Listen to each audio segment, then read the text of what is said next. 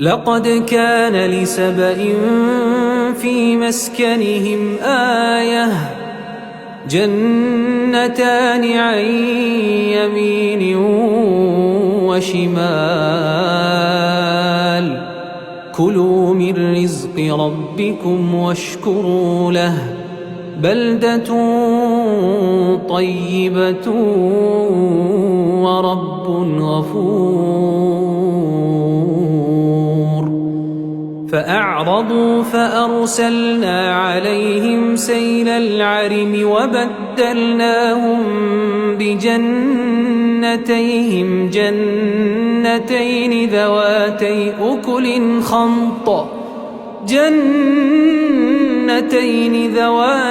أكل خمط وأثل وشيء من